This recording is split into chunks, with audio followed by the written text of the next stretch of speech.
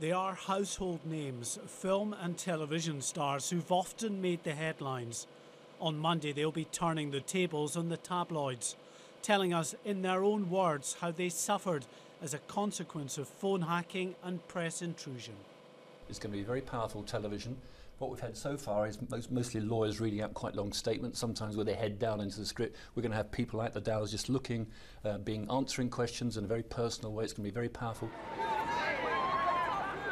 Hollywood actor Hugh Grant wasn't just a hacking victim.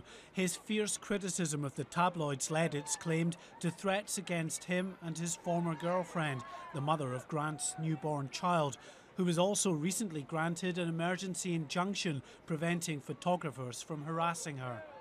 Sienna Miller received £100,000 in damages, just one of a number of stars who've sued News International. However, it's the testimony not of celebrities but of ordinary people thrust into the headlines because of personal tragedy which is bound to have the biggest impact. I was appalled to find out what had happened.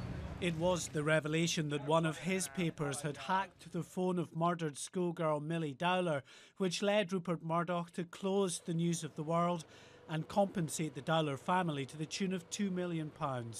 Bob and Sally Dowler will be the first to give evidence on Monday. The child's gone missing.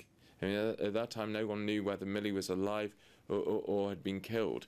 And yet, the press were there, relentless in their efforts to spy on them, everything that they could do. Such testimony will play an important role in helping Lord Justice Leveson weigh up the impact of press intrusion as he determines how far to go in tightening up the regulatory framework. For the industry, this is a nervous time. You really do have a tabloid press on its knees at the moment. It has no confidence.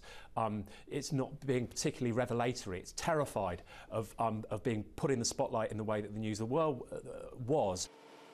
And for an already chastened industry, this will be an uncomfortable week ahead, as witness after witness recounts on live television their suffering at the hands of the tabloids. Mark White, Sky News.